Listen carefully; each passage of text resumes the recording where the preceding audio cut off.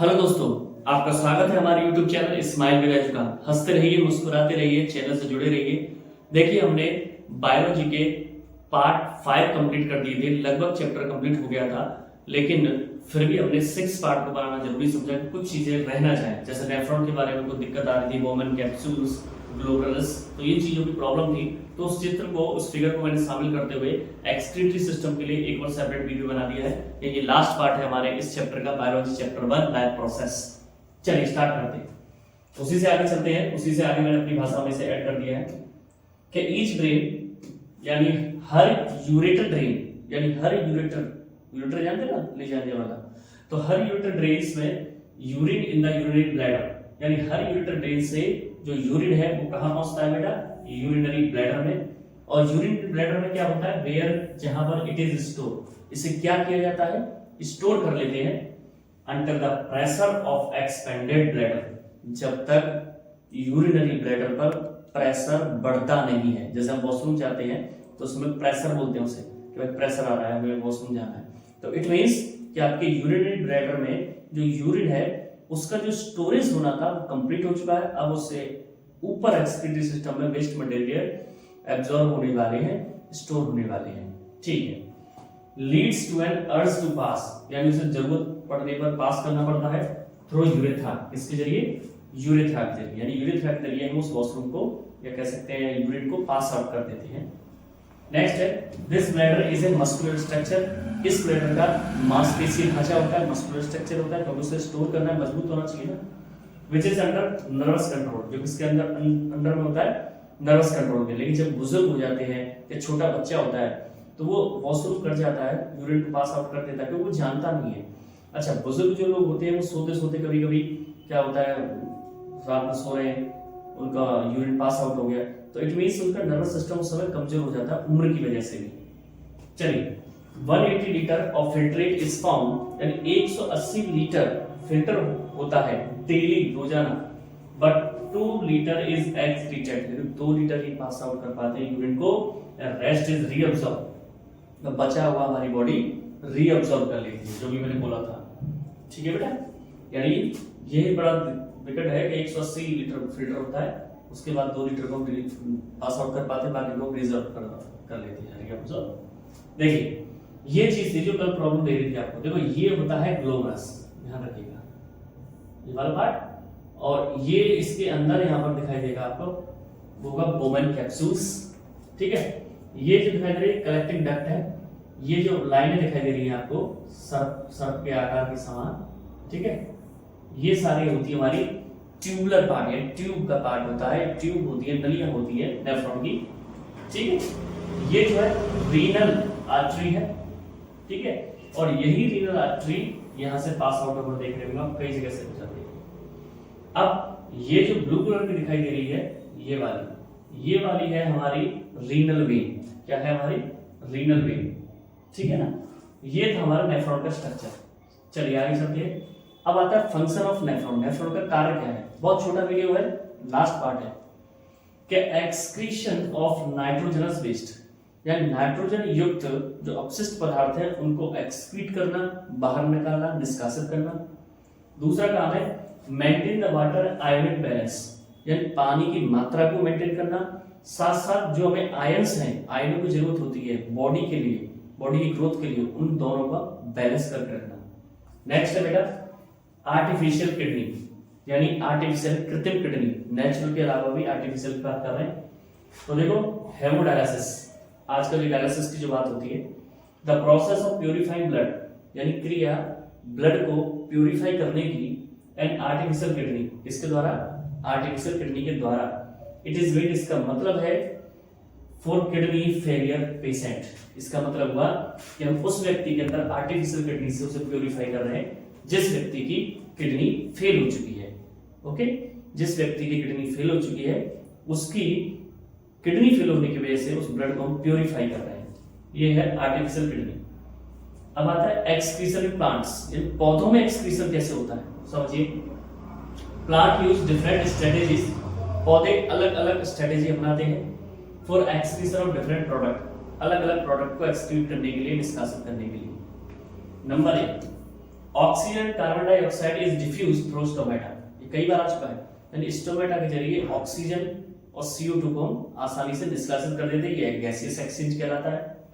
दूसरा है कि excess water is removed by transpiration, जो अधिक मात्रा में पानी होता है वो ट्रांसपिरेशन के जरिए क्या हो जाता है, एक्सक्रीट हो जाता है, जिसे हम वेपोराइजेशन बोल सकते हैं, इवेपोरेशन बोल सकते हैं, वाष्प के रूप में, भाप के रूप में। तीसरा है बेटा कि plants can even loses some of their old parts like old leaf and bark of tree, इन पौधे अपने कुछ पुरानी चीजों को, पुरानी चीज शब्द बोलने से मतलब आपसे नेगेटिव मत लीजिएगा, पुरानी चीज का मतलब है पुराने पत्ते हुए, छाल हुई, उनका बार्क हुआ, उसको क्या कर देते हैं बेटा, ये हटा देते हैं, ठीक है ना, ये झड़ जाते हैं। Other waste product like resins and gums, especially in old xylem cells, can also be lost by plant. अन्य अपशिष्ट पदार्थ जैसे कि गम्स या जो गोंद वगैरह है, उसके रूप में जो जाइलम वेसल है उन्हें एक्सक्रीट कर देती है स्टीम के जरिए।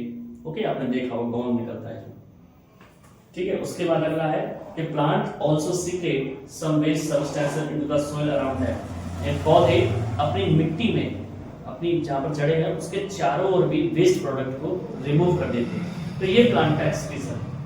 अब आता है formation of urine in humans, ये मानव में यूरिन बनता कैसे है, ये हमने पहले भी पढ़ा था, इसको दोबारा मैंने लिया है, ये लास्ट स्टेप में रहेगा।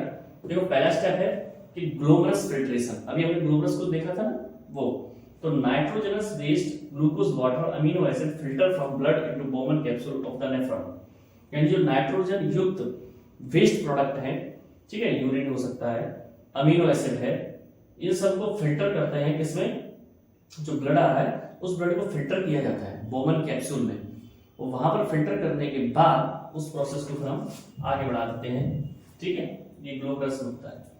फिर आता है ट्यूबुलर रीअब्जॉर्प्शन, अभी समझा था हमने 180 लीटर वाली बात को और 2 लीटर वाली बात को, और रेस्ट ऑफ अमाउंट में जो वेस्ट मटेरियल था वो रीअब्जॉर्ब हो रहा था, वही चीज के नाम यूजफुल सब्सटेंसेस, जो उपयोगी पदार्थ हैं फ्रॉम द फिल्टर से आर रीअब्जॉर्ब, उन्हें दोबारा से रीअब्जॉर्ब कर लिया जाता है ब्लड से, एंड बैक बाय कैपिलरीज, उन्हें दोबारा कैपिलरीज के पास भेज दिया जाता है बाय नेफ्रॉन, किसके द्वारा, नेफ्रॉन के द्वारा।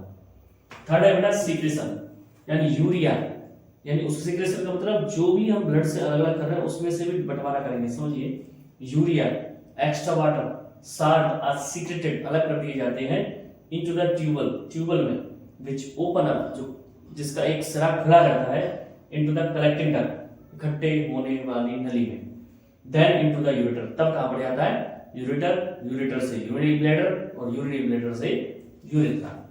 ओके, तो ये प्रोसेस रहता है। अब आता है function of organs involve in excretory system, ये हमने पहले भी बताया था, दोबारा देख लेते हैं कि each kidney contains many filtration unit called as nephron, यानी हर किडनी में बहुत सारी इकाइयां होती हैं, यूनिट होती है, जिन्हें हम नेफ्रॉन कहते हैं। Nephrons are made up of cluster of thin-walled capillaries and glomerulus, which is associated with a cup-like structure called Bowman capsule, and long tube terminates through this capsule. दोबारा समझिए कि नेफ्रॉन्स बने होते हैं cluster of thin-walled capillaries, capillaries के मतलब cluster का मतलब वो जाल रूपी संरचना से, अभी देखा था हमने उससे, ठीक है, जो भी जुड़े, जिन्हें हम ग्लोमरस कहते हैं, और ग्लोमरस जुड़ा रहता है किससे, एक कप के समान आकृति से, जिसे हम बोमन कैप्सूल कहते हैं। ओके, और फिर बोमन कैप्सूल से जो है रीनल वेन, रीनल आर्टरीज क्या निकलती हैं, ये ट्यूबुलर निकलती हैं। The renal artery brings oxygenated blood to the kidney, जो रीनल आर्टरी है वो ऑक्सीजनेटेड ब्लड को कहां पर लाती है, किडनी से, विद द नाइट्रोजन वेस्ट, जिसमें क्या क्या होता है, यूरिक एसिड भी होता है, मैनी अदर सब्सटेंसेस भी होते हैं। अब उसी ब्लड को फिर फिल्टर किया जाता है थ्रू द ग्लोमरस, किसके जरिए, ग्लोमरस के जरिए। अब ग्लोमरस से फिल्टर होकर वो कहां पर पहुंचेगा बेटा, बोमन कैप्सूल, बोमन कैप्सूल से कहां पर पहुंचता है, ट्यूबुलर पार्ट में नेफ्रॉन के, कौन से पार्ट में, ट्यूबुलर। अब as this filtrate moves down the tubular part, जैसे ही ये ट्यूबुलर पार्ट से मूव्स डाउन नीचे की ओर जाता है, जैसे ग्लूकोज हुआ, अमीनो एसिड हुआ, साल्ट हुआ, और अतिरिक्त मात्रा में जो पानी है, इनमें से चुन करके कुछ चीजें तो सेलेक्टिवली मतलब चुन करके रीअब्सॉर्ब कर ली जाती है ब्लड के द्वारा, और बाकी को जो ट्यूबल्स होती है वो आगे बढ़ा देता है, ठीक है।